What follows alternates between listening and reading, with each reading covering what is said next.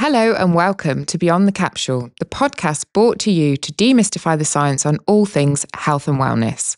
Designed by experts, created to empower you to live better and longer.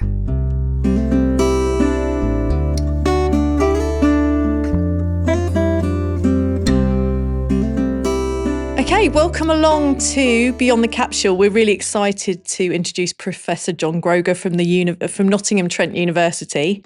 Just to do a brief introduction to John, but I'm sure he'll talk about a little bit about his background as well. But John's primary role involves research and research leadership, as well as management responsibility for human tissue work psychology. He also heads up the university's Sleep Well Science, which is a sleep assessment service for those recovering from major trauma. And John is an active teacher and supervisor of undergraduate and postgraduate research. So his primary research interests are in the measurement of sleep and cognitive function and the factors that can protect or challenge performance and the relevance of what we can be measured in controlled laboratory circumstances to everyday functioning, such as activities of daily living, work and driving.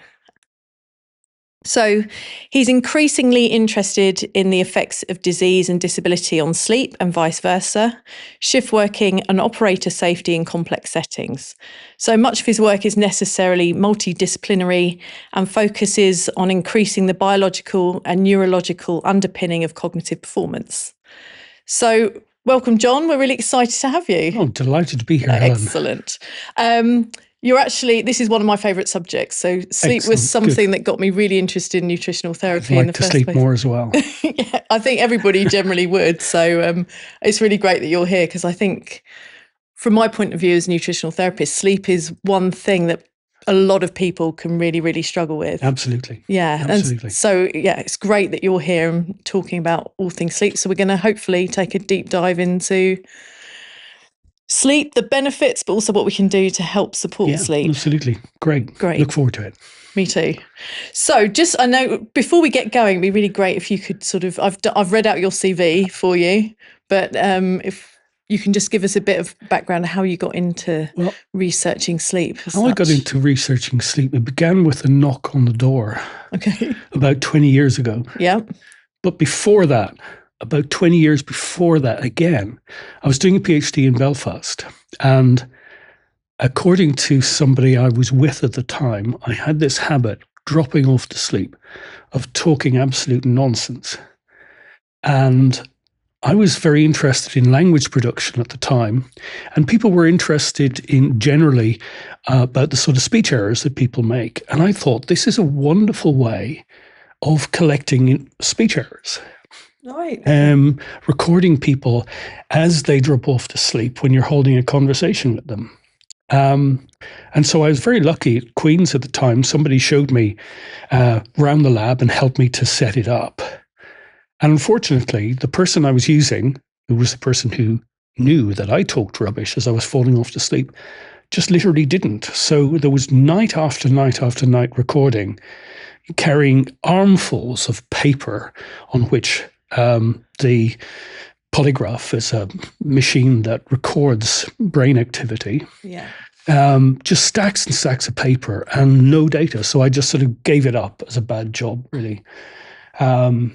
The knock on the door 20 years ago was a sleep researcher who was in Surrey at the time called Dirk-Jan Dijk, really, really smart Dutchman. And he said, John, I hear you're interested in measuring performance. How do you fancy looking at the effects of sleep loss on performance? And I said, absolutely, love to. And that began a collaboration which is still going today. So that's really how I got involved in sleep research. Wow, that's so cool. Because I find so often you talk to people about their careers and they start off in one area and then these things just... Yeah, I mean, I was already, I had worked, did a lot of work on driving, the sort of cognitive aspects of driving, which bits of your brain are involved in which types of driving task and so on and so forth. And I suppose I was very interested in the complex everyday things that we do that we sort of take for granted. Yeah. Like we take driving for granted a bit, but if you think about what's involved in driving, having to put both of your feet in the right place at the right time, move your hands, keep looking out the front window for things you might hit, probably a bit further on in terms of where you're steering, whilst possibly holding a conversation with somebody and thinking about the destination you're going to and trying to remember that you're going to have to pick up milk on the way. There's a lot involved in that. So I sort of got into trying to think about those complex everyday tasks. But Dirk-Jan's knock on the door, I was awake at the time, but there's an odd thing about sleep. When you're asleep, if there's a knock on your bedroom door, your brain responds in a very particular way. It's called a K complex. Yeah. It's not K for knock, but it might almost be. So you had a very sharp spike in the EEG activity. You don't wake up necessarily, but your brain is detecting stimuli that are around you while you're sleeping. So it's an odd sort of irony almost in my sleep career, beginning with a knock on the door. Yeah. In a sense. Yeah. So I suppose we're still remaining vigilant. Is that part of that? Absolutely remaining vigilant. Not in all sleep, but in some sleep. And that vigilance is something that, can sometimes wake us. Yeah. But most of the time doesn't. So it's remarkable how much goes on when your eyes are shut, and in terms of how you feel, you're spark out. Yeah. But all sorts of things are happening in your brain and body at the time. Yeah. Does your brain kind of monitor so whether it's a threat that it needs to respond to then potentially, or if it just? I think there are certain types of threat that you would respond to. Yeah. But I suppose as I'll describe, as we go on, there are lots of different aspects of sleep that are going on across the night. And in some aspects of sleep, you're much more likely to wake than in others. And in fact, you can only wake by going through those lighter bits. Yeah. So arguably, you never wake from deep sleep. Okay. Interesting. I mean, that's where the knock happens. Yeah, yeah. But in order to wake, you have to leave that deep sleep. I see. Right, we'll see. Yeah, we'll come on to the stages of sleep. Sure. I kind of jumped ahead because I thought it's so interesting what you're saying. But I mentioned already that it was one thing that really got me interested in nutrition. But we often talk about the 3 pillars of health: sleep, exercise, and nutrition in health. But I sometimes think that perhaps sleep is more of the foundation that the other 2 sit on, because there's certainly, I find, if sleep goes wrong, I don't know if you'd agree with this, it's the other 2 things. It's much harder for people to make better diet choices, decide to exercise, but also they affect sleep as well. I think they all affect, so the 3 affect each other, really. Yeah. But the only sort of cognitive one really is sleep. Yeah. And underslept. You make bad decisions. You can't really easily overcome repetitive, maybe negative thoughts. So and you can often feel quite down. Or you don't have the energy to feel like you can exercise. So people also will have a preference for certain types of food. Usually unhealthy food, if they're very, very sleepy, very tired, to try to sort of restore an energy balance almost. Yeah. And that might in the short term, that might be a good thing, but in the longer term, it's a very bad thing. And so I don't know whether it's fundamental or not, but it certainly has a very big influence on what we sleep, has a big influence on what we eat, and our the extent to which we can exercise, effectively. Yeah. No, definitely, I agree. I think, because they do, like you say, they're all interacting with each other. I do find if you can get people sleeping, they just generally feel so much better, and then are able to so much better. Our ability to make the right choice, make the right decision, get rid of thoughts that are unhelpful. just generally manage ourselves is so much better when we sleep well. Yeah. Yeah, 100%. So this is probably a really big question. So it might be too big to answer, I don't know, coherently, but maybe sort of give a brief foundation. Why is it so important that we sleep, and what's happening? I love this question. Okay. Because every time I try to answer it, it comes out slightly differently. But, yeah. Okay. That's excellent. I think there are two reasons why we sleep. One is to recover. Mm-hmm. We go through a lot during the day. Yeah. And to some extent, sleep is restoring the balance, allowing us that period of recovery. Yeah. Now, we'll talk about why it enables you to recover in a moment. Yeah. But I think the other thing, and probably people see this as, or don't recognize this as much, but it's very important. Sleep is very important in terms of readiness for the future. Right. So I would say recovery and readiness. That's really nice, because actually, if you think about it, Well, they both begin with R for a start. Certainly, 2 R's. and Irish people, which you didn't mention I'm Irish, but sorry, it's perfectly okay. I think they'll pick up on it. It's very easy once I start saying R, which for some reason I seem genetically unable to do in a normal way. What I was liking about the recovery and the readiness, thank you, because I nearly forgot what that was. How did you sleep? If we think about it, at the end of the day, sleep starts at the end of the day generally, depending on when you do. Yep. So that's the recovery, and then you're getting ready, and then goes into the morning, getting ready for the next day. So it's almost a bit of a nice balance to sort of finish off and then start again. And the reason I think it's twofold is that your recovery alone would set you up well for the next day. Yeah. Because you've sort of restored the balance. You've taken stuff out of yourself during the day, you've reset, and then the next day happens, and you're in the same sort of, hopefully, good shape as you were before. But I suppose what's becoming increasingly obvious is that in terms of your preparedness to deal with infection, for example, but also in terms of your preparedness to deal with newer challenges that you learned the previous day or sometime recently, how to go about something that perhaps didn't go as well. There's a clear benefit in terms of your memory functioning of sleep. And that's why I say that it's not just a recovery. There is a sort of preparation or readiness for next time I encounter that, hopefully I'm in better shape to do it. Yeah. So there's a sort of forward look as well as a sort of compensation for the previous time. What's happened.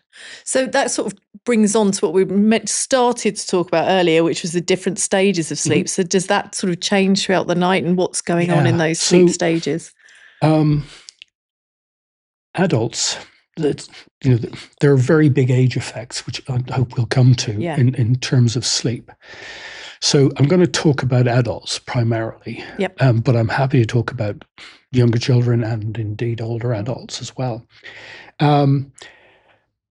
We go through, as adults, between 4 and 6 cycles during a normal night. And those cycles are made up of sleep stages. Now, each of the cycles are made up of the same stages. They just have different amounts of them. And so a typical cycle, say at the beginning of the night, I will drop off to sleep. I'll go through the lightest type of sleep possible, which is called stage 1. Now, unless I'm measuring this with looking at the electrical pattern in the brain, it's almost indistinguishable from waking. Right. Okay. Then I'll go into stage 2 sleep.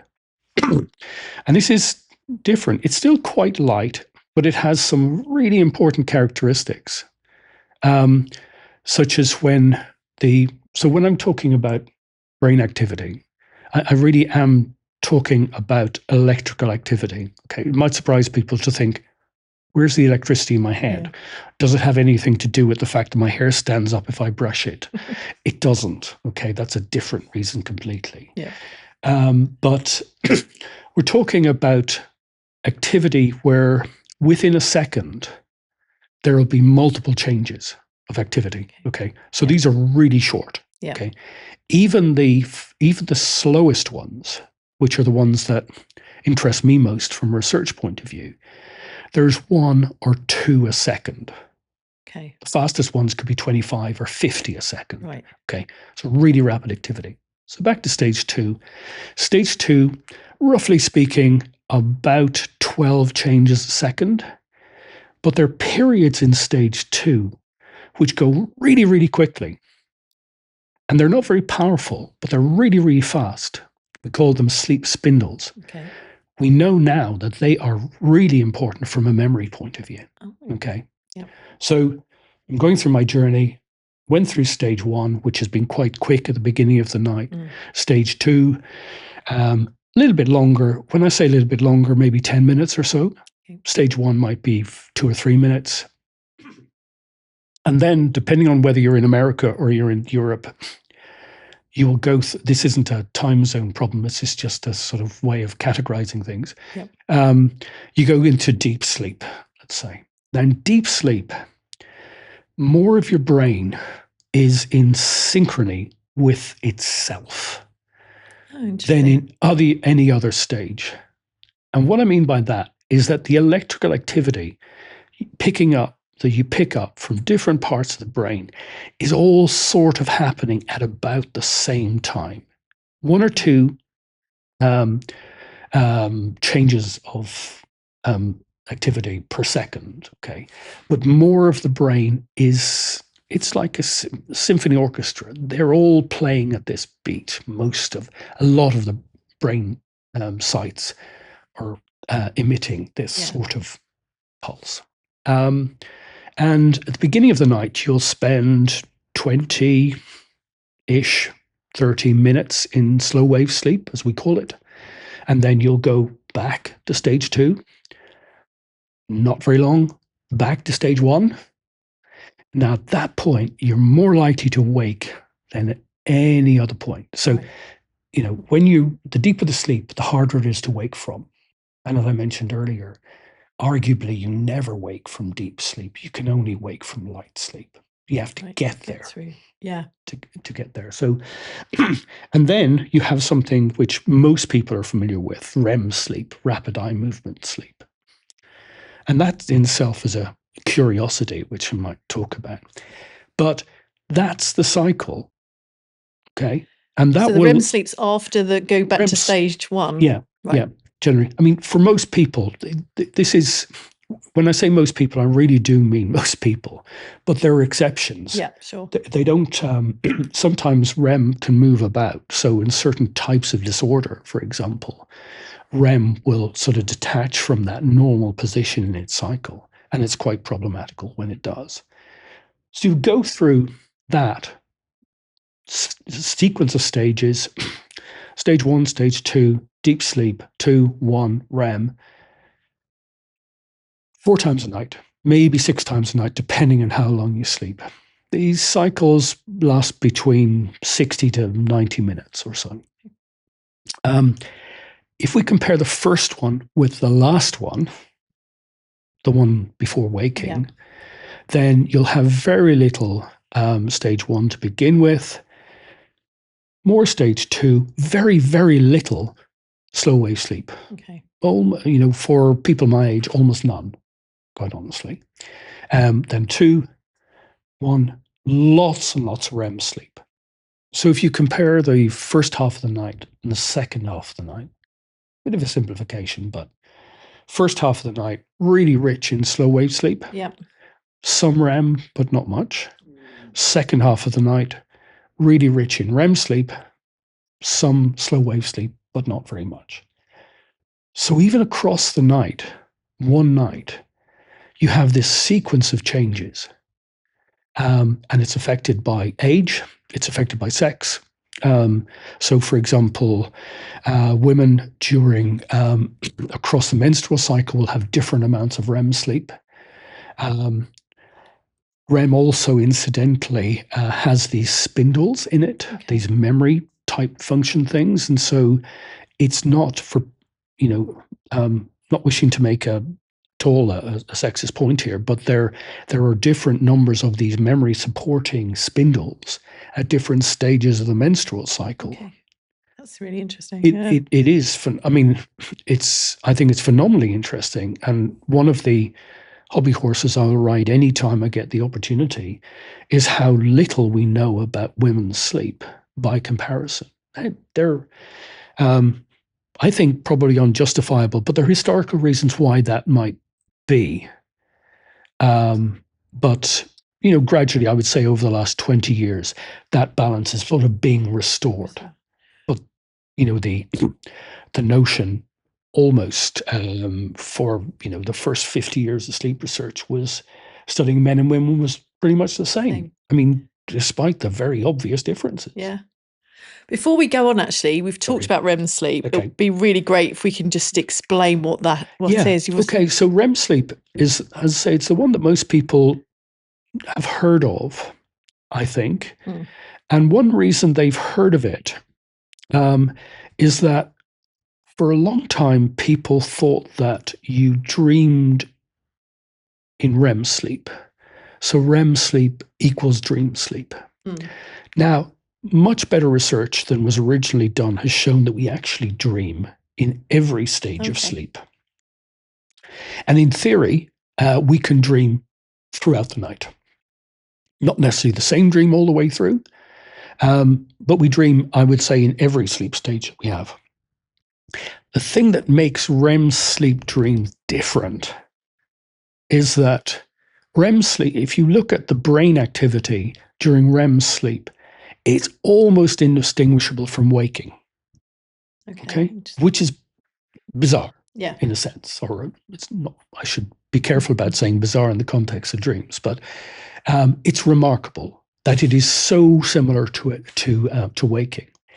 Now, what that means is that just as when you're waking, you can imagine a tennis court, and you can imagine players on the tennis court, and you can imagine the sound of the ball hitting the racket, and you can imagine the cheering, and you can sort of see in your mind's eye the sunlight and the crowds and whatever. I think I'm talking Wimbledon here.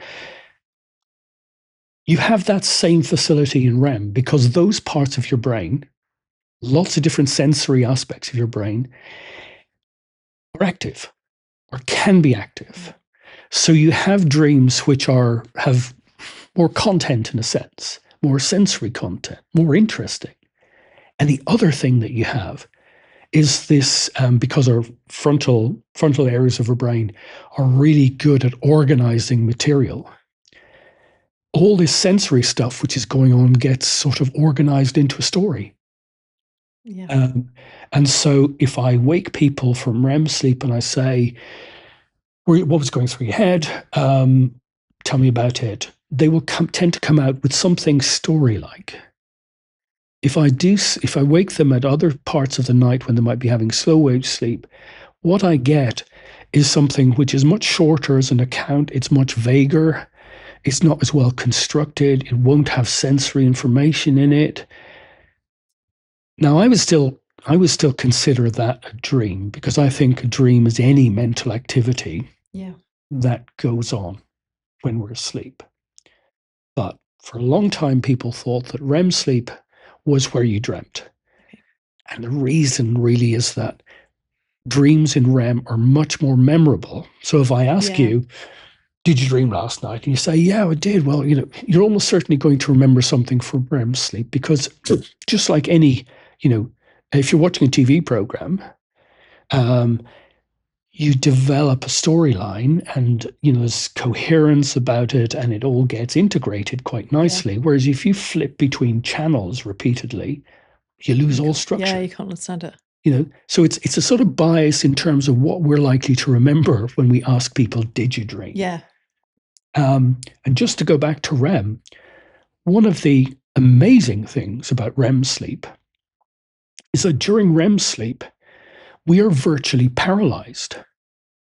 our eyes move, rapid eye movements, they move, Yep.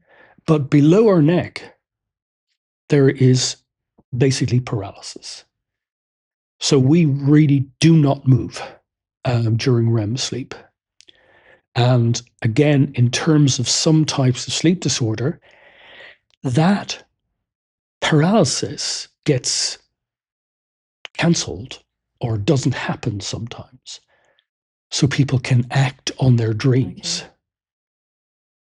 So is that where you experience sleepwalking, for example? No, Okay. it's actually not sleepwalking. Okay. But it's something called REM-based sleep disorder. So people might, lash out, kick out, scream. They can do a lot of damage to somebody who's close by. Right. Yeah.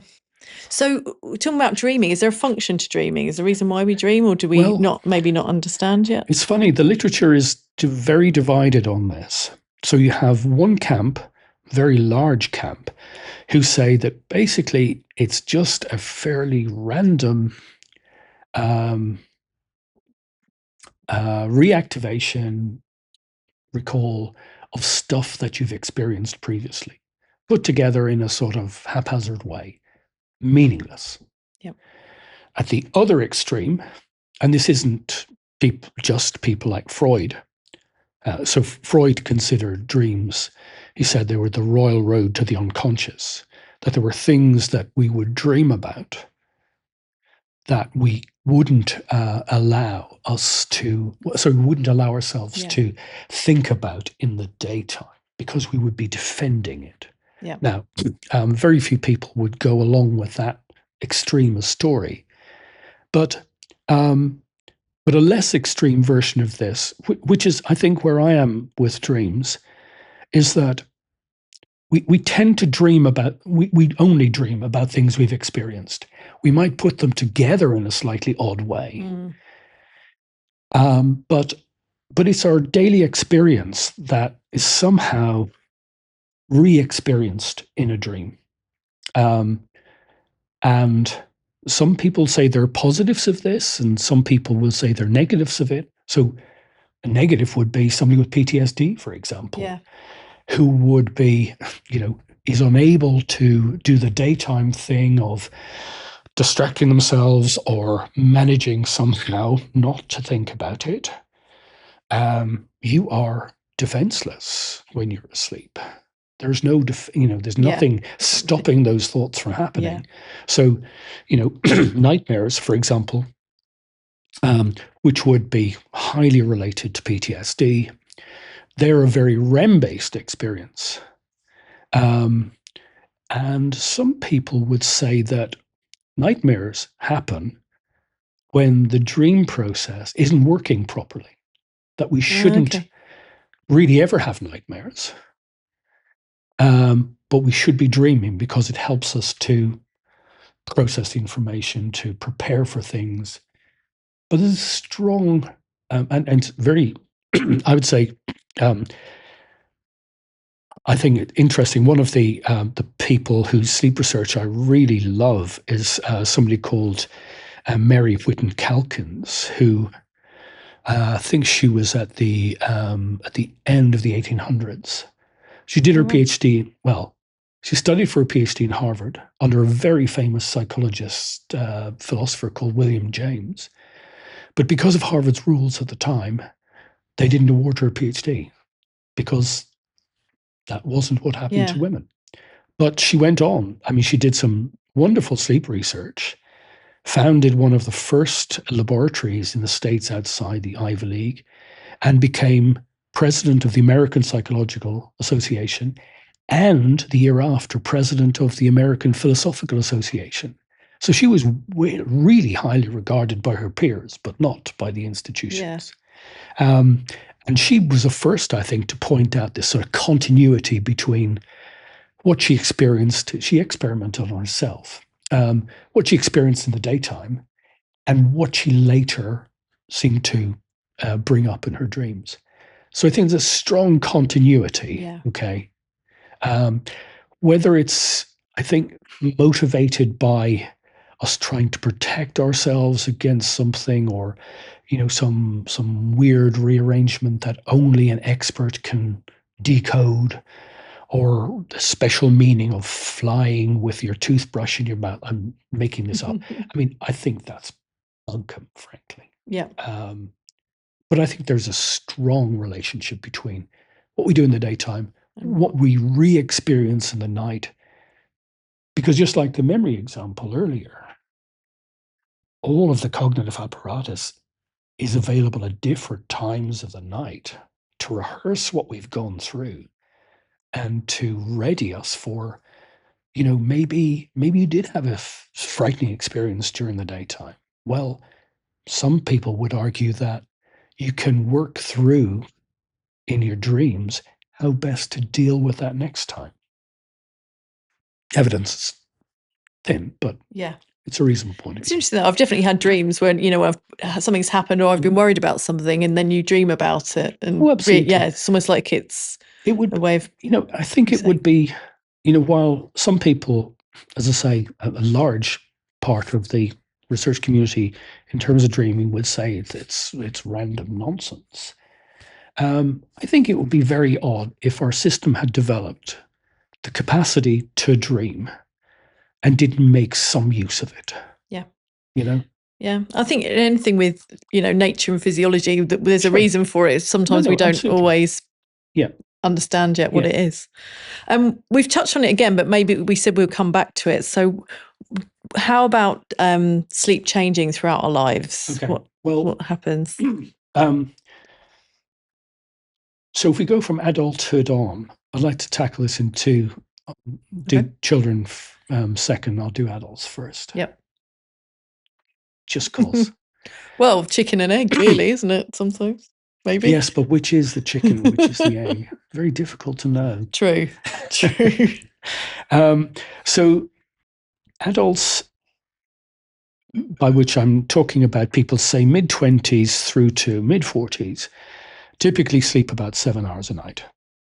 The 8 hours number is absolute nonsense. Right. Okay. Interesting. There are some people who get 8 hours.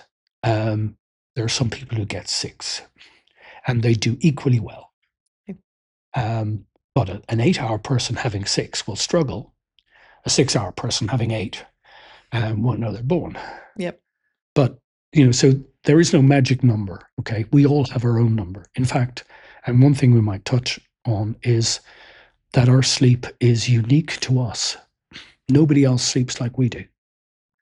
And so if you take that lesson to heart, and I'll give you some backup for that, the notion that we would all need 8 hours clearly doesn't make any sense at all. Yeah. So about 7 hours when you're in your sort of middle adulthood, like early to middle adulthood, and then it will reduce. Reduces markedly after retirement age, which is bizarre because you actually might, in theory, have more opportunity to sleep than if you're working, but it does. So when you say retirement age, does that depend on the individual, the age they retire, or just roughly? I think it's a really good question, Helen, because when I say retirement age, I'm really just using a very quick and dirty mid-60s sort of thing. Yeah, sure. But I think it's a very important point, which I was going to sort of address when I talked about younger people, but it's relevant for older people as well. So there's a time in life, around mine actually, where we sleep less. Not only do we sleep less, we have about the same amount of REM sleep as we've always had, but we have much less slow wave sleep. Now, the consequence of this, and I realize I haven't really I've talked a little bit about slow wave sleep, but I'll pick it up in a moment. One of the things slow wave sleep does is to keep us asleep. Right. It's like glue. Glues the other stages together. Yeah. If you have less of it, the structure tends to go a bit weird and wonderful. Slow wave sleep has a particular function beyond that. But one of the things that tends to happen as we get older, as I said, is you have much less slow wave sleep.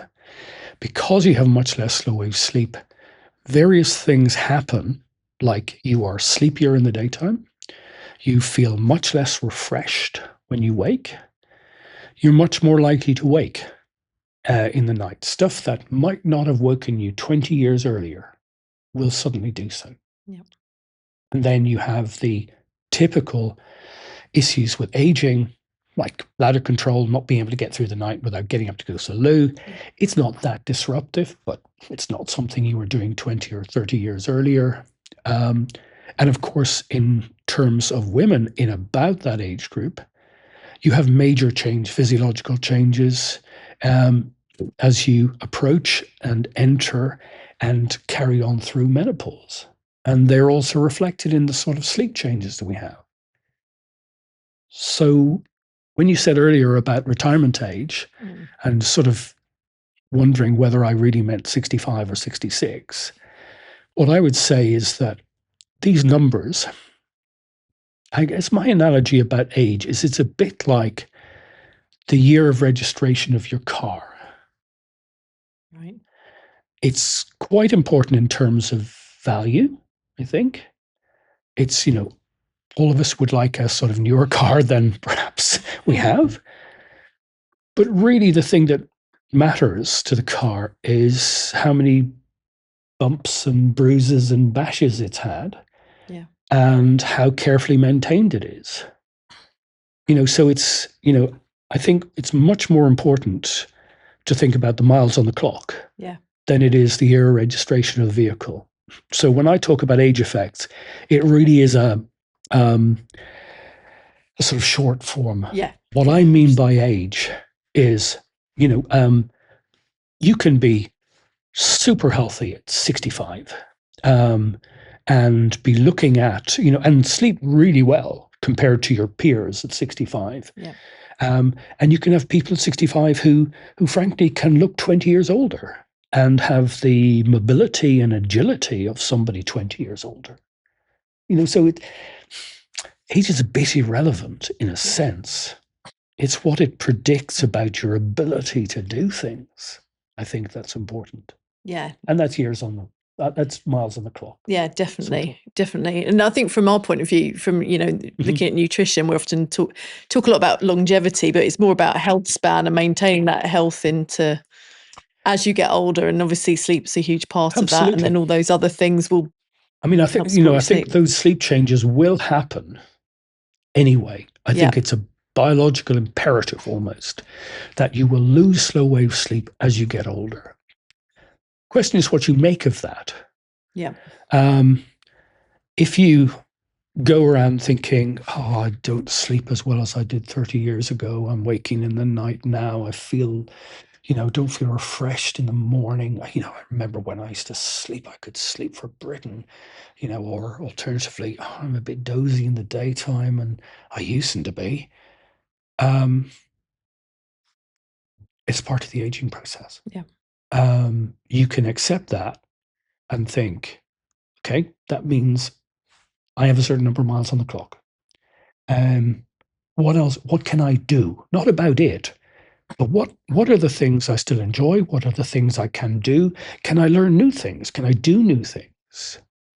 And having that attitude rather than bemoaning the fact that, this part of your life is not like it was 30 years ago. Well, frankly, a whole bunch of stuff isn't like it was 30 years ago. Why pick on sleep?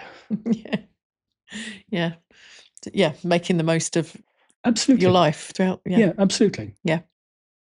And making the sorts of choices that are, that will enable you to maximize what's possible. Yeah. Yeah. One of the remarkable things about sleep, and there are many remarkable things about sleep, is that children in the womb sleep. Yeah. Or they have something like sleep.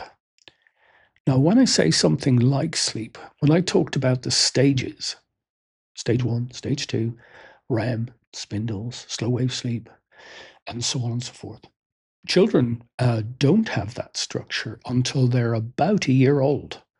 Okay. They just have a sort of active sleep and a passive sleep in their first year or so. And it takes the brain, I think, to develop because of the environment, the challenges and stimulation it gets, and the fantastic nourishment that some babies benefit from in terms of breastfeeding, to actually enable the brain development such that it can have this pattern. Okay. And mentioned slow wave sleep deteriorating as we get older. In young children, and by that I mean 1-year-olds up to 5-year-olds, they have massive amounts of sleep, but they also have massive amounts of slow wave sleep. And one of the reasons for that is that slow wave sleep, particularly at the beginning of the night, is when we secrete most of our growth hormone. Right. Growth hormone really does what it says on the tin. It enables physical, mental growth. It's bone development, it's muscle development. In terms of your brain, it's development of the structure and connectivity. And of course, alas, people at my age really don't need to grow anymore. In fact, we'd rather like not to. And so slow wave sleep isn't really beneficial for us. But for a child, it is massive. Yeah. And it will, it's very large in the very large amounts of time are spent in slow wave sleep, if you're lucky as a parent, for the child, probably until school going age, and then it begins to reduce. And it reduces a lot around puberty. Yeah. And puberty, again, is a little like menopause. Puberty is a critical stage in terms of one's brain and physical development, and sleep changes markedly around puberty. Just as menopause, you have this physiological change. So in terms of age, what age, how much would a 12-year-old need to sleep? I would say, well, where are they in relation to puberty? Because it will be different. Yeah. And it's also different between boys and girls. Yeah.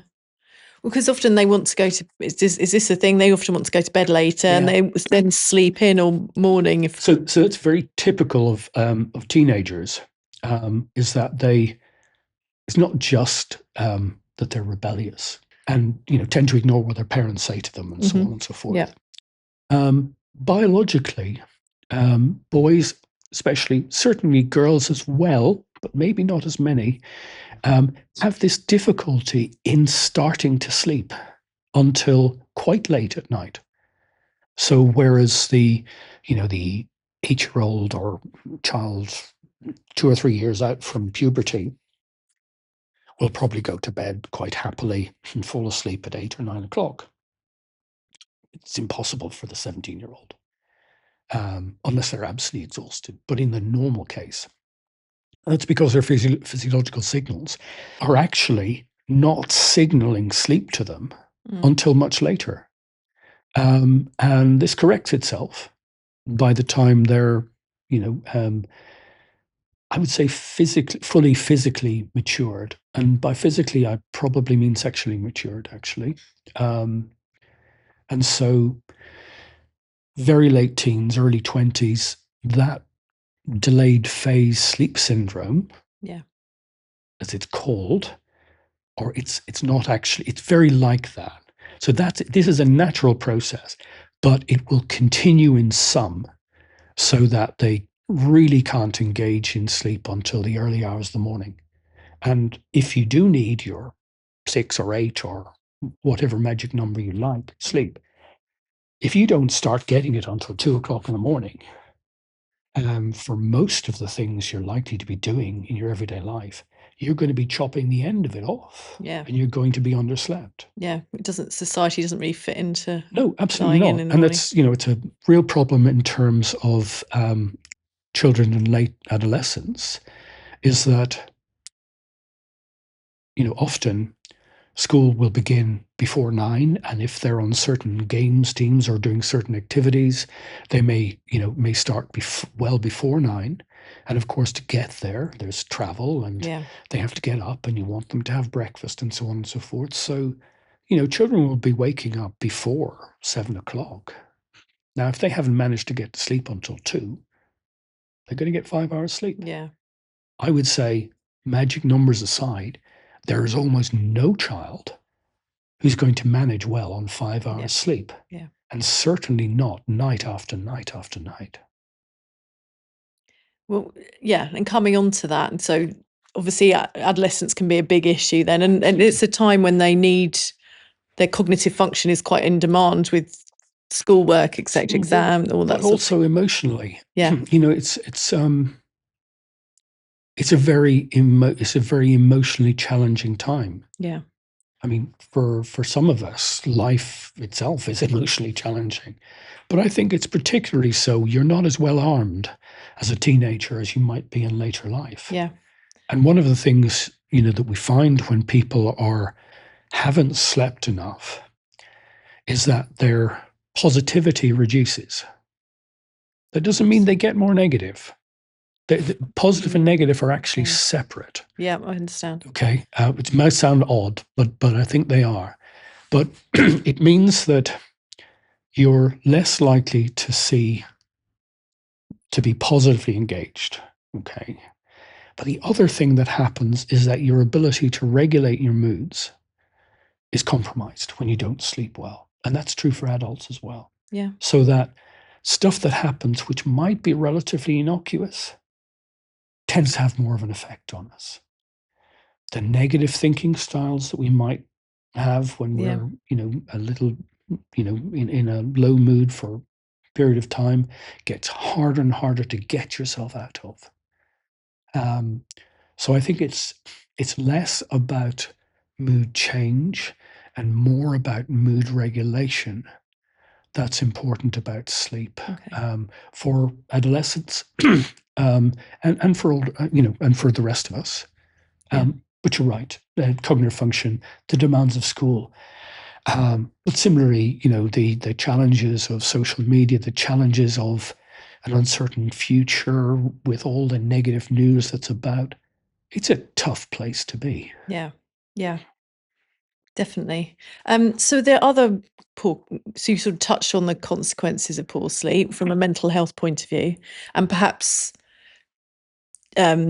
poor sleep and being influenced by social media and etc. is driving further mental health issues. No, absolutely. But there are other consequences. Yes, there are other consequences, and these may seem.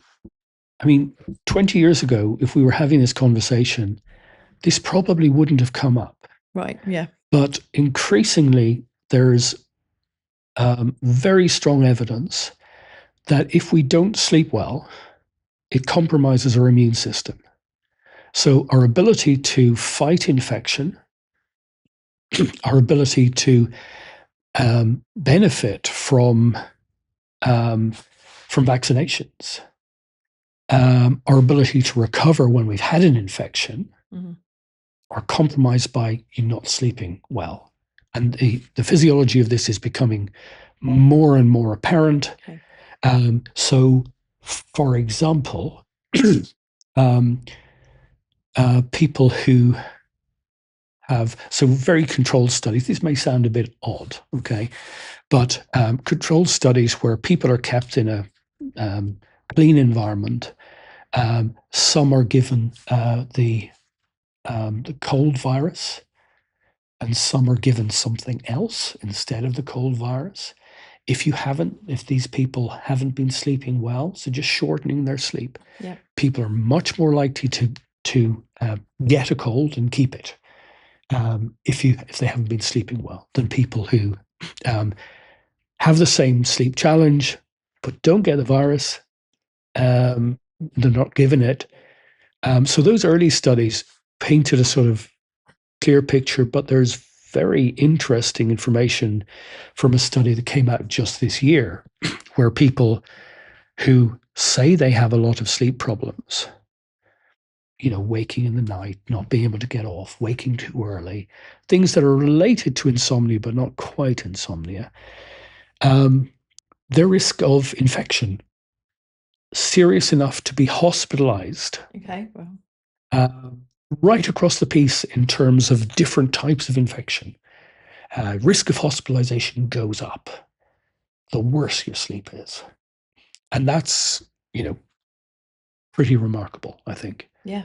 And you think that, grandma or whatever said, oh, you've got a bit of a fever, go to bed. There may have been a lot of things that she said that were off the wall, but not everything she said was. Well, also, actually, when you have an infection, you do want to sleep more. Sure. So, no, you do. Absolutely. And that's, I think that's now I'm speculating, but you've acquired the infection. The infection needs to be fought by your immune system. Your immune system is much better off dealing with it when you're not dealing with anything else. Yeah. So sleep is almost like an isolation environment in a sense. Yeah, that makes sense. Okay, focus on this. Body, focus on this. Don't try to, go and play the games, sports that you might normally do. Don't try to stay up late watching TV. Don't try to do this, and this. Things that would increase the demand. Shut the demand down. Let the system cope with it. Definitely. And so then with sort of other conditions like cognitive decline, for example, because we talked about how important it is for almost cognitive development of babies and children. Is there an impact there? Yes, there is.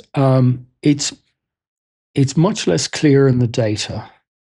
I mean, the early age stuff is very clear, I would say, and the health stuff is very clear. But there are strong signs, I think, in the literature that people who have not slept well over a long period of time may be more likely to get dementia. Right. Certainly physical health conditions. So, your risk of obesity, your risk of heart disease, your risk of almost anything that you can imagine is worse if you're a bad sleeper. Yeah. But certainly in terms of the dementias, be that Alzheimer's or Parkinson's, there are indications that sleep gets disrupted, and in turn, in the case of Alzheimer's, that you have a greater buildup of plaques, which are the primary. I mean, it's the kid on the block that's, I guess, most likely to be a problem. Yeah, it's much harder to do this in older people, to do this sort of research in older people, because older people, by definition, have lived longer. They will have had not just the year of registration is a longer time ago. Yeah. But there are many more miles on the clock in different environments. And so there are all sorts of things that may lead into this. So like this, it comes back to that sort of multidisciplinary, multifactorial. Because, if you drive your car on, 40-mile-an-hour routes and there's nothing else around, and you never exceed the speed limit, I imagine, your engine will go very nicely. Thank you very much. Yeah. If you want to push it on a motorway, well beyond the legal speed limit repeatedly, and you harsh brake and you do all those other sorts of things, then the miles on the clock might be the same, but the quality of the vehicle is not going to be the same. Yeah. And so I think tracing a direct line from sleep to any of the dementias is very difficult, I think. Doesn't mean it's not true. But I think it's very difficult to evidence just because of the number of things that will have gone on before. What's the cause exactly? Yeah, it's complex. Life is complex anyway, but that's complex. So I know you've also, some of your research has looked at traumatic brain injuries. Sure. So what role can you almost use sleep as a therapy from that type of thing for recovery, or explain what's been going on? One of the things that tends to happen with people who've got TB, well, there are a number of things, people who've got traumatic brain injuries. One is that invariably their sleep is disturbed. Now, what that means is they are not getting the same restoration, recovery from sleep from their normal day that they might have expected before the injury. Rehabilitation is very demanding. It's tiring. And so actually, I would say your sleep need is greater because of how much demand there is in your day. And so many other things that you would have done easily before are now more challenging. So I think your need for recovery is greater. Yeah. But your capacity to recover from sleep is reduced. And clearly that's a big problem. And the other thing is that inevitably, if you've had a life-changing or life-shortening damage done to you, it's very likely you've got psychological trauma as well. And so your ability to manage that is also going to be compromised. And there's a slightly strange effect. But as we heat up, our brains don't do slow wave sleep very well. Okay. And you can often have an increased heating of the brain after a traumatic injury because of inflammation or something like that. Yeah. Which gets in the way of you having the slow wave sleep, which would enable you to recover. Yeah. So it's a vicious cycle and absolutely complex vicious again. cycle. Well, there's no doubt that the lives of people living with traumatic brain injuries would be better if they slept better. And then you've also looked at sort of optimal performance. So what role is sleep playing with? I know that's a very broad term. What is optimal performance? Well, it's one of the reasons why I really, really have enjoyed doing sleep research for the last 20 odd years. Yeah.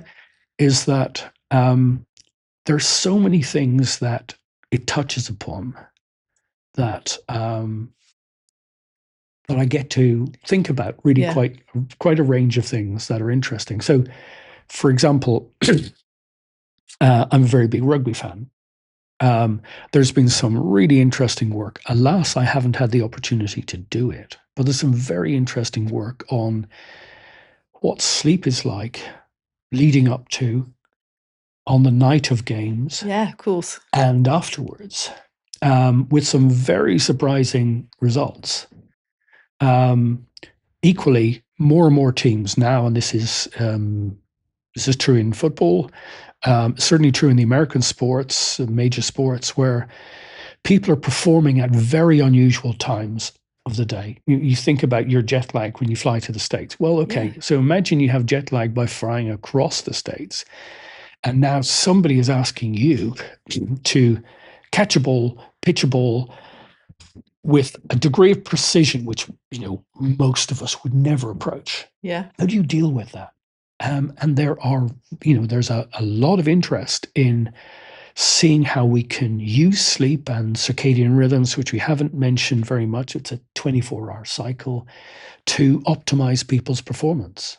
When we have the Olympics, and we're going to fly lots of teams from Europe to perform, and in things like heats and so on and so forth, where you have to perform, otherwise you're out. It's a very interesting topic. Yeah. So talking about the Olympics, being able to perform. Sure.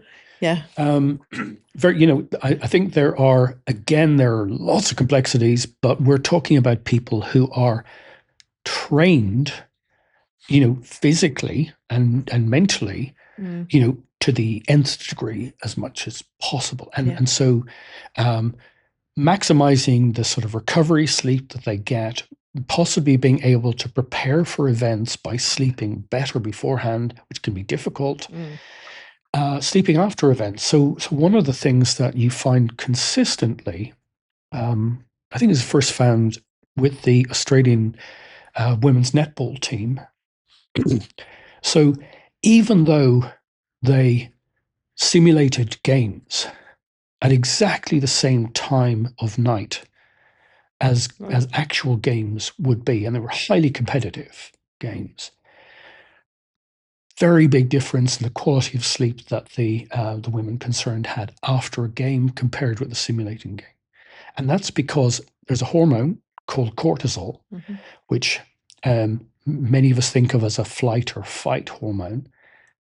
It actually is more interesting. I think it's sort of more interesting than that. Yeah. But your cortisol increases hugely in competition settings. And it doesn't just go up. It takes time to come down. Now, cortisol is a waking hormone. You secrete most of your cortisol before you wake. Just on the point of waking, you get an additional boost of cortisol, but it's being released or secreted for hours before that. So if you think this is the signal that your body interprets as time to get up, Helen, time to go and face the day, do whatever you have to do, that's not the circumstance in which to sleep. Might be the circumstance in which you'd like to sleep, but your body is telling you absolutely not. What's happening now is that you're heading into 12, 14, 16 hours of activity. Yep.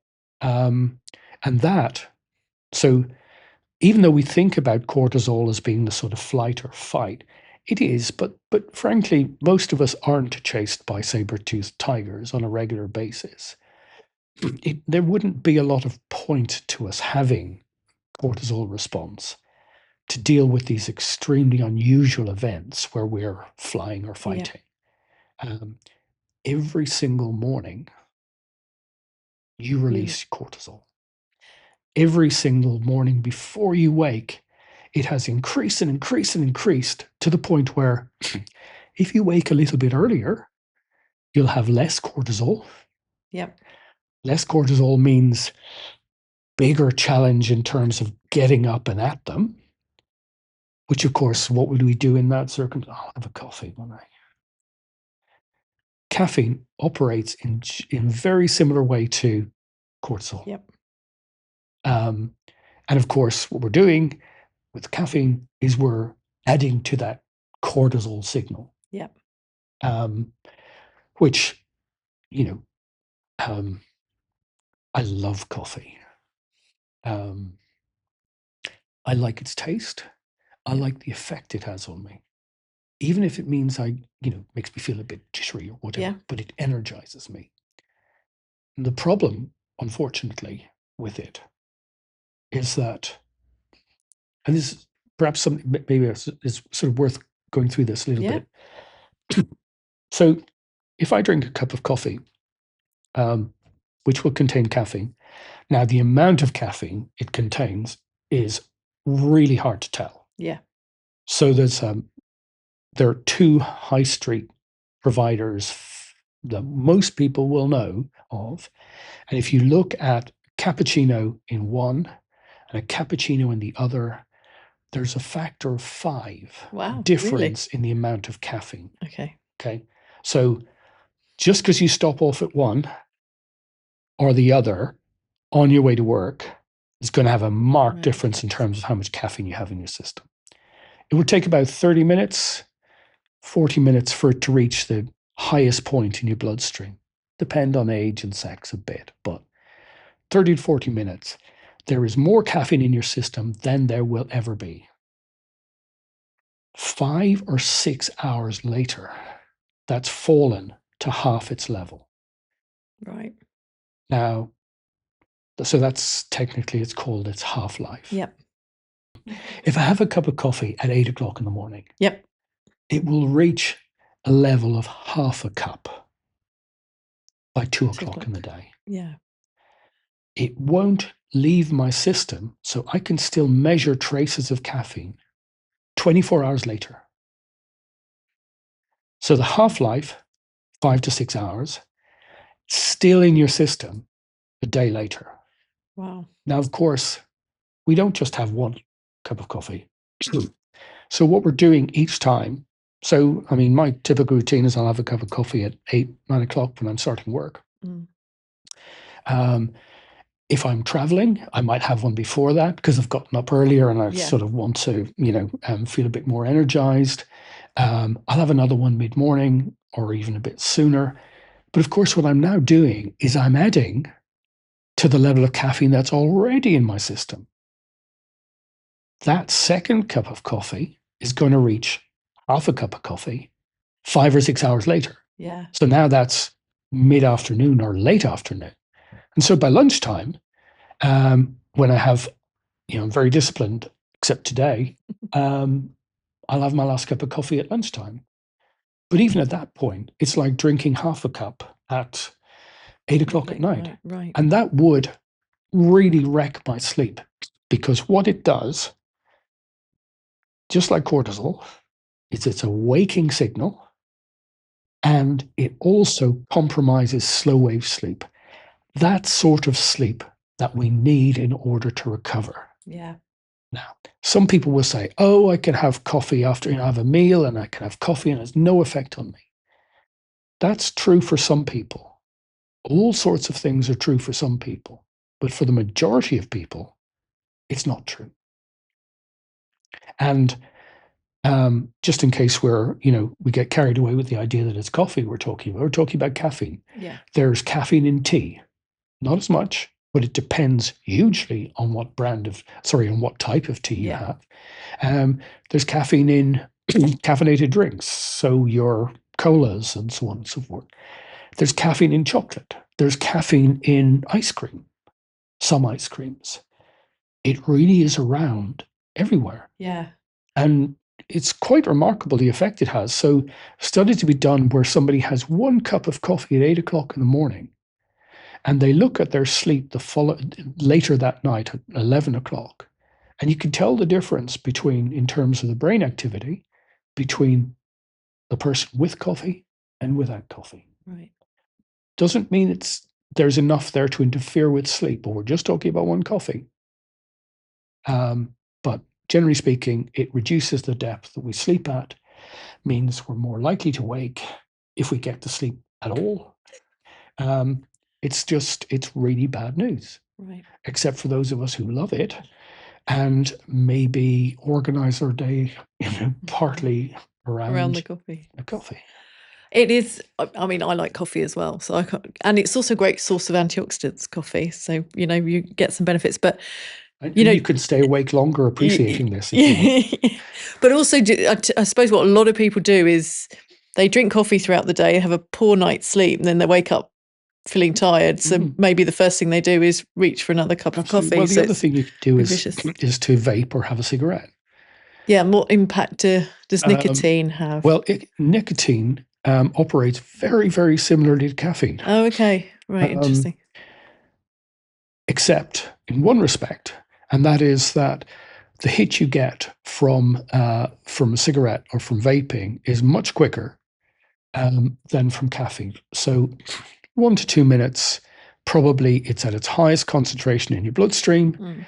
It will still tail off in the same way. So hours later, it's like having half a cigarette or whatever. And of course, we don't just have one. Well, I don't smoke, but we don't have one cigarette. Yeah. Yeah. And of course, if you really want to increase your level of arousal, try having coffee and a cigarette. Yeah. Yeah, it's common as well. A lot of people enjoy that. Yeah, a cigarette and a coffee. So talking about, we've sort of mentioned circadian rhythm earlier, and I was just thinking when people have sleep issues, they really often, which is quite useful, focus on, the bedtime routine, sleep hygiene, but it's what we do during the day. We've kind of touched on it already with the caffeine and the nicotine, but does that have an impact? Absolutely. So what you do during the day, frankly, I think has more effect than anything else on your sleep. We release a hormone called melatonin in the early evening. Yeah. And it continues to be released until the very early hours of the morning. And then it tails off. Some people think mistakenly that melatonin helps your sleep or increases your sleep. It doesn't. Melatonin is like a signal, almost like a reverse alarm clock. It times it. It says, Ellen, my melatonin is rising. This is about the right time to be going to sleep. Yeah. But the the effect it has on people's sleep duration or the sleep stages is minimal. Yeah.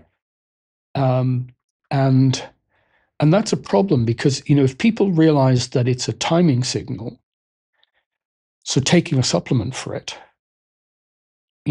to boost the signal is good, because as we get older, that timing signal weakens. So we release less melatonin as we get older. Yeah. Then that's sort of, in principle, it's a good thing, because, you're increasing your timing signal. The problem is that we don't all release melatonin at exactly the same time. I mean, we're pretty consistent in ourselves. Yeah. But where do you take the supplement? Yeah. Doesn't it depend on how quickly you absorb whatever is in the supplement? And how much do I need to take in order to boost my signal sufficiently? It's really complicated. Yeah. And so simply saying, oh, well, I should take this 2 hours before bedtime or the time I want to go to sleep, well, it's better than taking it and expecting to fall asleep immediately, because that's not going to happen. Yeah. But it's really quite tricky. But all of us will, to a greater or lesser extent, even when older, will have a melatonin increase in the early evening, and that's sleep signal. You can almost see cortisol as the opposite. Yeah. It's your wake timing signal. And approximately, just as melatonin will increase and then decrease, cortisol is increasing from about the same time the melatonin reaches its peak, the cortisol signal starts. So one is building up and the other is waning. Yeah. And in terms of sleep timing, those are the critical points, because sleeping without those signals or waking without those signals is going to be very difficult. Yeah. And of course, for some people, notably shift workers, and by shift workers, I mean people who, so there are lots of different shifts, but the ones that are particularly pernicious, if I can use that word, particularly damaging from a health point of view and a performance point of view, are those that cross over into past midnight, as it were, and which begin before people would normally wake. Yeah. So if you're having to wake at 4 or 5 a.m. in order to begin work at whatever time you begin work, because it's not the work time that's important, it's the wake time. And if you have 2 hours of travel in order to get to work, you're effectively operating for at least another 2 hours. Yeah. At either end of your day. So spanning the night, be it going well into darkness, or waking in darkness and working through it, are particularly difficult. And if you think about those two circadian signals, melatonin telling me to go to sleep at 10 whatever o'clock at night, well, I'm working, and in order to work, I'm possibly having the odd coffee or two. And when I finish my shift at 2, 3, 4, whatever, that's still in my system. You're going to have, it's going to be challenged in terms of getting to sleep. Yeah. In terms of waking, like at 4 o'clock in the morning, say, is well before your cortisol signal has reached its peak. So now, it's not that you can't do it, but it's very demanding to do it. Yeah. And as far as we know, very few people can adapt their circadian rhythms to shift work. Okay, interesting. Some people can, but they're by far and away the minority. And of course, working 5 days on, early hours of the morning, and then having 2 days rest days, poses a really big challenge, because what you should be doing from a sleep point of view is keeping exactly the same regime But on your day off, are you really going to get up at 4 o'clock in the morning? Yeah. Of course not. And that then sort of raises the next challenge in terms of shift work or sleep, which is, it's not just how do you manage your sleep when you're working, but how you manage your sleep when you're not working. Yeah. On your days off. Because the melatonin, as far as I understand it, melatonin's released by the brain when the brain realizes that light levels have dropped. Is that a trigger? Yeah, well, it's more that light levels suppress melatonin. Okay, I see. So, and this is one of the reasons why, a few years ago, media particularly, got enthralled with the idea of blue light. I mean, Yes. blue light has an effect. All light has an effect on melatonin. It's not just blue light. Yeah. It happened to be the particular study that was done, and people got carried away with the notion that blue light was especially bad for you. All light will suppress melatonin. If you suppress melatonin, you're not going to have a sleep timing signal. Yeah. Is light an issue? Absolutely. You try to sleep during the day, even with blackout blinds, and that's the optimal during the daytime sleep, but there will still be more light in your room, even with blackout blinds. And sleeping in light is very difficult. Yeah. Because your brain is active. The light's penetrating, its system is going, it's still a bit light out there. Yeah. Well, we spent millennia as, when we were hunter-gatherer, evolving just in the rhythm of the 24-hour cycle of the Earth, and now absolutely, and modern life isn't like absolutely. that. And if you look at, some fascinating studies have been done on what are referred to, I'm not sure about the name, but pre-industrial societies. Yeah. That is, people who are still working, still living as hunter-gatherers. Yeah. They are completely in tune to light and temperature, which is very closely related. And so as the seasons change, their sleep timing will also change. Yeah. And in terms of that evolutionary piece, of course, what you're trying to do is to avoid having to do anything too demanding when it's really, really hot out there. Yeah. So as far as we can tell, there isn't more napping in the daytime, which is quite interesting. But it's very closely tied. When people sort of quieten down for the night, and when people start waking up, very closely tied to the after sundown and beginning before sunrise. And when you introduce light into those communities, electric light into those communities, patterns change. Yeah. People tend to go to sleep later, and they have less sleep as a result. Sleep, yeah. So we haven't escaped our past to that extent, and it's still, those things still echo through for us. Yeah.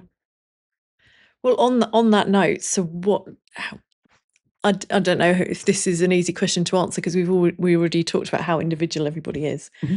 But what is some great advice for getting a really optimizing sleep as much as you possibly can? Okay, well, let me just do the individual thing first of all.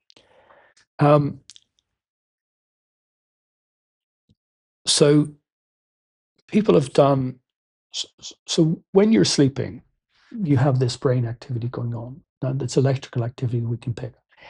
In fact, that's not so much, that electrical activity is actually the result of neurons firing, of chemicals, neurotransmitters being released. Yeah. So the brain activity is really a sort of a consequence of something else. And that's the thing that's really important, the neurotransmitters and hormones. Yeah. Okay. So even though I've focused a lot on the electrical activity, that's because it's sort of easier to talk about it that way. Yeah. But when people have done studies on identical twins, if you take an image of their brain activity when they're asleep, identical twins' brains during sleep are almost identical. Children who are twins but not identical, very different. As different as they are from any other sibling. Okay. So that's within the same family. Yeah. Born at exactly the same time, hopefully reared in exactly the same environment. And the genetic makeup, similarity of the genetic makeup determines, partly at least, the way sleep is structured. Yeah. Okay. Now, if you look at children, not twins in this case, but who are older, say, thinking of a particular study by Tarek and colleagues, looked at children when they were 8, looked at children when they were 12. They record multiple nights of activity when they're 8, and again when they're 12. You compare the 8-year-olds with the 12-year-olds, there's a big difference. But each successive night is more similar to the child that it came from, as it were, the previous nights, than it is to any other child. Right. Wow. Our sleep really is unique to us. Okay. Okay. So when we start saying, what's a good solution for my sleep problem? Yeah. We have to be very careful that we don't just imagine that there's some silver bullet that's going to make a difference. Yeah. I mean, that's not to say we can't do things about it. We can. I mean, there's some general principles, but they need to be adapted carefully to the individual in order to get the return from it. Yeah. And in terms of good practices, so going to bed and waking at the same time, right across the week. Yeah. Irrespective of whether it's a holiday or a school day or a work day or not. That's important. Now that may, often these things are not easy to do. Yeah. Okay. But if you want advice, this is sleep regularity. It's more important than duration. Okay. Regularity of sleep. There are additional health consequences to having negative consequences to having irregular sleep over and above the duration. So short duration will have an effect. Irregularity will have a separate effect. So getting to bed at the same time every night, waking at the same time every morning is the optimal. Now the difference between the time to bed and the time to wake has got to be long enough for you to take a bit of time to fall asleep. Yep. And for you to get the amount of sleep you need. That's the amount of sleep you need is individual. There is no way other than trial and error to try to establish what that is. We know that for most 40-year-olds, the amount of sleep that they need will be longer than the amount of sleep that a 60-year-old needs. Okay. But it varies from individual to individual. So regularity, enough duration. You've got to try to make sure that when you're heading towards bedtime, that you prepare yourself for sleeping. And that seems obvious, but really what you're trying to do is to get yourself to as near the sleep state as possible before you sleep. Yep. Okay. So that means, you don't sleep when you're excited. You sleep when you're relaxed. So you've got to try to somehow encourage that relaxation before, maybe even before you go to bed. But certainly once in bed, you're trying to wind down. You're trying to make sure that you get as closer and closer to the sleep state as time goes on. Yeah. There are things that will help. So for children, certainly, maybe all of us, routine. Yeah. So that one step sort of predicts the next step. Yeah. And the next step predicts the next step, and the next step sleep. Yeah, that makes sense. You know, so trying to have that regime going, especially with children, and it's difficult, but it is absolutely the best way of doing it. That's very important. One of the things that works quite well is having a bath within an hour or so of bedtime. And the reason that you have to spend long enough in the bath in hot water, so I'm thinking about 20 to 30 minutes, so that you raise your body temperature. Now, this is the temperature in your hands and feet, but inside your core body temperature. Yeah.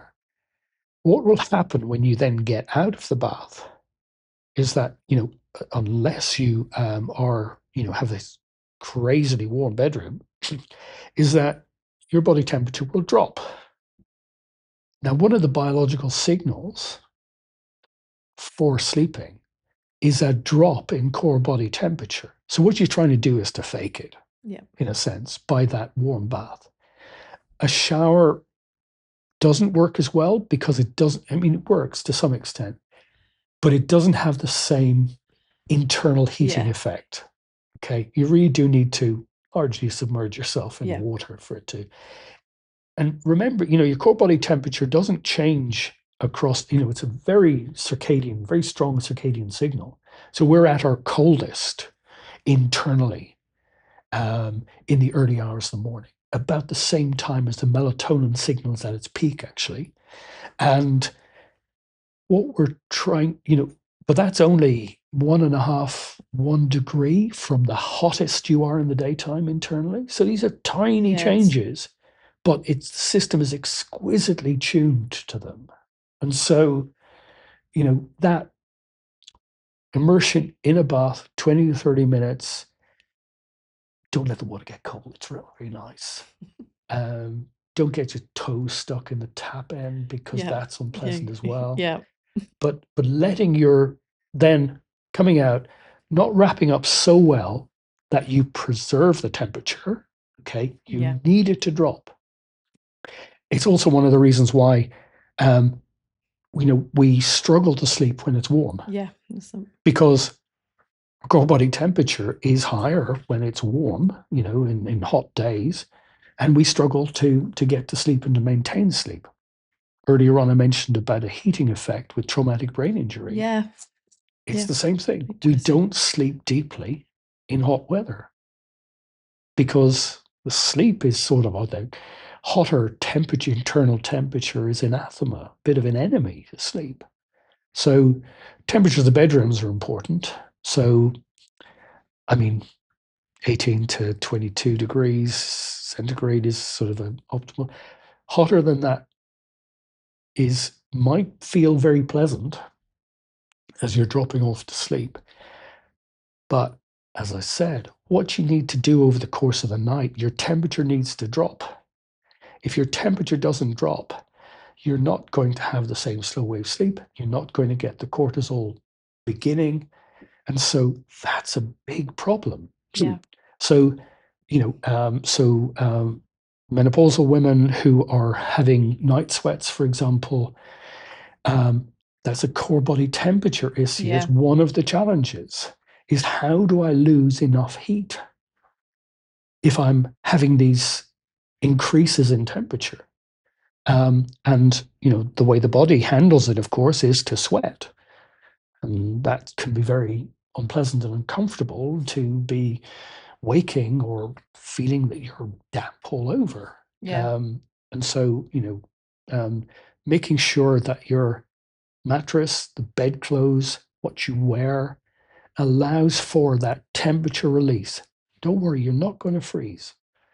Your body will not allow this to happen. Okay, you'll feel a little bit colder, but you will sleep much better. Yeah, that's excellent. So there's some really good tips there. Maintaining a solid routine. Solid routine, making sure that there is enough space for you to have the sleep you need. So it's sleep opportunity. Sleep opportunity, routine, you know, de-stressing, relaxing more and more as you get towards sleep. Avoiding I hate to say it, but avoiding caffeine, nicotine as much as you can. If you're going to have it earlier in the day rather than later in the day. I haven't mentioned alcohol, but I will. Go on. Alcohol has this wonderful, in small amounts, even in large amounts, has this wonderful effect of making you sleepy. And you might think this is a good thing. The problem is that even after a couple of drinks in the evening, and not a couple of big drinks either, even smallish drinks, you won't have as much slow wave sleep as you would otherwise have if you had an alcohol-free night. So this peculiar effect of, I've had a really tough day. I'm going to have a beer, gin tonic, something, whiskey, before I sleep, and it'll help me sleep, and it will help you to get to sleep. The difficulty is then you're mistaking that for this is a good thing. Yeah. It's much better for your sleep to take a little bit longer to fall asleep, but get good and have good quality sleep than it is to fall asleep quickly and have rubbish sleep. Yeah. And of course, if you have loads of alcohol, then frankly, it's going to be even worse. Yeah. Yeah. I would just say from personal experience, it does affect my sleep quite significantly. Nowadays. So avoiding nicotine, caffeine, and alcohol, particularly. This sounds like I'm urging a monastic existence on people, and I'm really not. No, but people that are really struggling can be helpful, because a lot of people will have that nightcap before going to bed, and then wake up and have a coffee because they're worn out, and then they're in this cycle. And that's what you're trying to spot is, I'm not sleeping well. Are my bedtimes and wake times irregular? Well, maybe I could do something about that. Am I not giving myself enough chance to sleep? I'm tending to have a lot of caffeine during the, So it's about things to look out for. It's not about having a, utterly unpleasant Puritan life. It's about when you feel things are going wrong, where do I look? And you've got to look at your daytime. Yeah. That's the secret. Yeah. Just, is there an effect? So there's a lot of talk, I guess, in the media and in lots of health circles about not eating within about 3 hours of going to bed, because of blood sugar regulation, etc. And there was also a question about low blood pressure and blood sugar, and that having an effect on people's sleep. So I don't know if you have any opinions or comments on that at all. I do. So diet has a big effect on our sleep quality. Things like oats, cereals, pulses, rice are very good for sleep. Okay. Some red meat, but not a lot, is also beneficial for sleep. Fish, beneficial for sleep. Chicken, so on and so forth. So protein is good. It does depend when you consume it. Yeah. So it's a very bad idea to go to bed hungry or thirsty. Yep. It's probably worse, I would say, other than caffeine and alcohol, it's probably worse to go to bed hungry and thirsty than anything you can possibly consume in the normal course of events. Yep.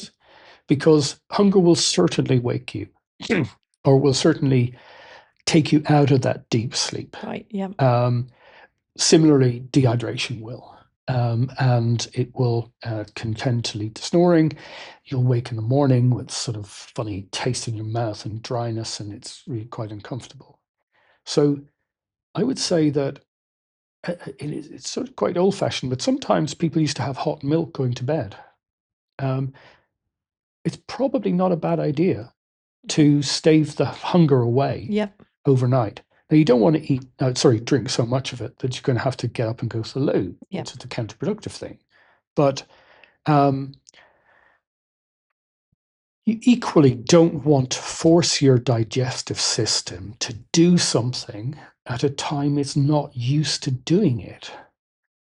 So having a big heavy meal, at 8 o'clock or 9 o'clock in the evening, for most people, is going to change that routine that they have. Yeah. And so I think it's about avoiding that, challenging the system to do something at a time it's not used to doing it. So I think that's the thing about timing. I don't know about, magic 3 hours, 2 hours. So much of these magic figures depend on so many things that they're almost certainly wrong. And yet, of course, people would like to have a bit of an answer. And I think for me, hunger and thirst, much worse than what you've eaten within reason. Spicy foods, things that are hard to digest, are going to be more challenging at any time of the day. They're going to be especially challenging in the evening. But I would say hunger and thirst are worse than what you. Yeah, than having a big heavy meal. A number of I mentioned earlier about how infection seems to be more likely to occur, but also more harder to recover from, resulting in hospitalization when people are sleeping badly. That's also true of metabolic diseases. Yeah. So obesity, blood pressure, Yeah. hypertension, and so on, low blood sugar, and so on and so forth. The regulation is going to become more difficult when you don't sleep well.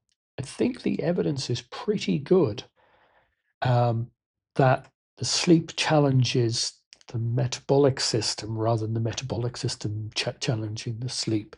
So in terms of the low blood sugar level, I would be guarding against it by having something before I slept. Yep. Something wholesome, not bickies, not sugary things, but something that like the sort of hot milk or related type drinks, which may actually help that low blood sugar. Because again, waking in the day, you have this waking signal, you've got low blood sugar, you're all over the place. It's very, very difficult. Yeah.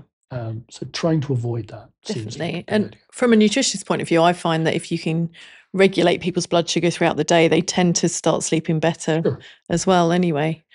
And the lack of sleep makes the regulation more difficult. Yeah. So it's and it makes them eat. Do they tend to eat more ahead for more processed sugary foods when they haven't slept well? But it's in order to, I would say, adjust the fact that their glucose processing has gone offline. Yeah, 100%. I was just you mentioned it about wearables. I just wondered what your opinion was on, people that monitor their sleep with whatever Apple Watches or Oura Rings. So there's really only one way of measuring sleep. Yep. And that's by looking at the brain activity. Okay. Everything else that's done by wearables or nearables or whatever is looking at some other signal that might be related to that brain activity. Okay. And I say might because I think it's a big stretch in some cases for some of the claims that are made. Okay. So I really doubt that that devices in general are measuring sleep. Okay, I think they're almost certainly not. Yeah. Now, that's one side of it.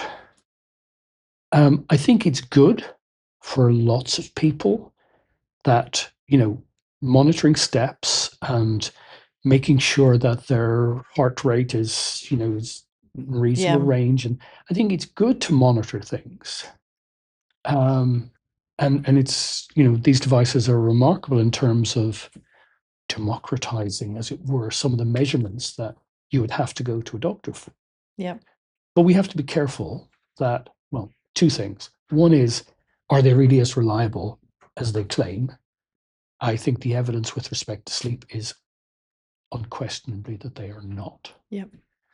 And the other thing is that some of us can become very dependent on these things, and they can provoke anxiety, like I'm not getting enough. I mean, if your device is not accurately measuring your sleep and it says you're not getting enough sleep, what am I to do with that information? Worry? I'll tell you something, that if you worry about your sleep, it's the optimal way of ensuring that it gets worse. Yeah, 100%. I've had that. One of the reasons I asked that question is because I spoke to someone and they said, "Oh, I have poor sleep." And I was going, "Well, do you struggle to get to sleep, waking up?" He goes, "Oh, no, Mike, it's just that I've been told whatever it was that he was using, his wearable told him that he had," and he was, again, worrying about it. And it's entirely, that's the, sometimes little information is a dangerous thing. Yeah. In principle, if you could measure this, it would be wonderful. I don't think the device has really reliable and valid measurements. And then the downside of that, if people paid no attention to it, it wouldn't matter. Yeah. But of course, people do. And it's very hard to know how long you've slept for. It's very hard to know how much you've woken in the night, unless you've had a really awful night and you've looked at the clock hour after hour after hour. It's very hard to know how much sleep you've had or how many times you've woke. You'll never know how much slow wave sleep you had. And the device will never be able to tell you, because slow wave sleep is about the measurement of brain activity that is exceptionally slow. Yeah. No ring, no watch, no thing you could lie on will ever detect, current state of development will be able to detect the brain activity. The best it can do is to get something maybe a bit related to it, but maybe a bit related to it, I think, is too far away from what we need in order to really put any faith in it. Yeah. No, that's great. Thank you for answering that. No, I think that's excellent advice. And there's so much to take away from, particularly the last few minutes where we've gone through all those steps and the hacking and the bath. So that's really, really helpful. And it's been so interesting. You're welcome. And thank you. It's been a pleasure to speak to you today. Likewise, Helen. And thank you so much. And hopefully you've given everyone some great tips to get a really excellent night's sleep. But I think that's a great thing to end on, is what you do during the day will have an impact on your night, on your ability to sleep at night. Excellent. Thank you very much. Thank you.